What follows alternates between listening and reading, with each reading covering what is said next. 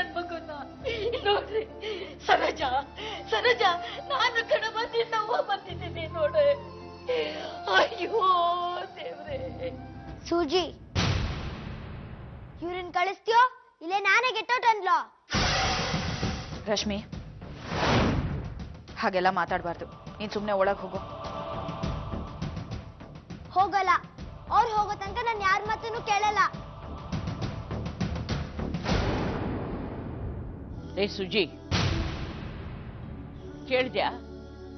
ನಮ್ಮ ಮಗು ನಮ್ಮ ಪಾಲಿಗಿರ್ಲಿ, ಅದನ್ನು ಕಿತ್ಕೊಳಕ್ ಬರ್ಬೇಡ. ನಡೀರಿ, ನಮ್ಮ ಸರುನ ನಮ್ಮ ಹಳ್ಳಿಲೇ ಇಟ್ಕೊಳ್ಳೋಣ. ನಮ್ಮ ಮಕ್ಕಳು ನಮಗ್ ಹೊರೆನ? ಅವ್ರು ಹೇಳೋದು ಸರಿ. ಈಗ ನಮ್ಮ ಹೊಲದಲ್ಲಿ ಕೆಲಸ ಮಾಡೋ ಆಳುಗಳು ಸಂಸಾರ ಸಮೇತ ಬಂದ್ರೆ ಇಟ್ಕೊತೀವ?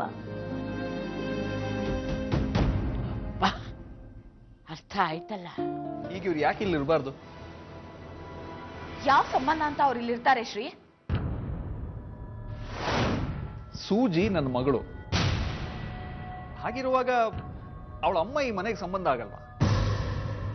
ಇವಳು ಗಂಡ ಪ್ರಾಣ ಕೊಟ್ಟಿದ್ದಕ್ಕೆ ನಾನಿವತ್ತು ಜೀವಂತವಾಗಿರೋದು. ಅದಕ್ಕೆ ನಾವು ಅವರಿಗೆ ಕೃತಜ್ಞರಾಗಿರೋಣ. ಹಾಗಂತ ಇವಳು ನನ್ನ ಮಗಳು. ನಾಳೆ ಹಕ್ಕು ಸ್ಥಾಪಿಸಬಹುದು. ಗಂಗಾಧರ ಸತ್ತ ಅನ್ಕೊಂಡಿದ್ದೀವಿ, ಆದ್ರೆ ಅವ್ನ ದೇಹ ಸಿಕ್ಕಿಲ್ಲ. ಸರೋಜ ಕಂಪ್ಲೇಂಟ್ ಮಾಡಿದ್ರೆ ಗಂಡ ಮಿಸ್ಸಿಂಗ್ ಅಂತ.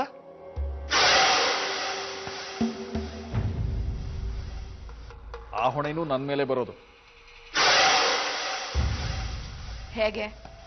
ಗಂಗಾಧರ ಇದ್ದಿದ್ದು ನಮ್ಮನೇಲಿ. ಆ ಶೂಟ್ ಔಟ್ ನಡೆದಿದ್ದು ನನ್ನ ಕಣ್ಣೆದ್ರಿಗೆ. ಆಮೇಲೆ ಗಂಗಾಧರ ಇಲ್ಲ. ಯಾರ ಹೊಣೆ ಅವನಿಗೆ? ಅದಕ್ಕೆ ಆ ಯಾರ್ಡನ್ ಕಡೆಯವ್ರು ಹೊಣೆ ಆಗ್ತಾರೆ. ಯಾರ್ಡನ್ ಕಡೆಯವರಿಗೆ ದ್ವೇಷ ಇದ್ದಿದ್ದು ನನ್ನ ಮೇಲೆ. ಇವರು ಒಂದೇ ಒಂದು ಕಂಪ್ಲೇಂಟು ನನ್ನನ್ನು ಅಪರಾಧಿ ಮಾಡುತ್ತೆ, ಗೊತ್ತಾ? ಗೌರ, ಊರಲ್ಲಿ ಮಳೆ ಬಿದ್ದೈತೆ, ಬದ ಕಟ್ಟಬೇಕು. ಬಿತ್ತನೆ ಕಾಲ ಬಂತು.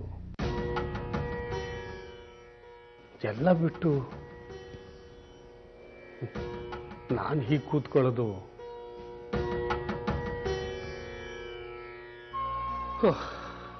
ನನಗೆ ನಾಚಿಕೆ ಆಯ್ತದೆ ಗೌರ.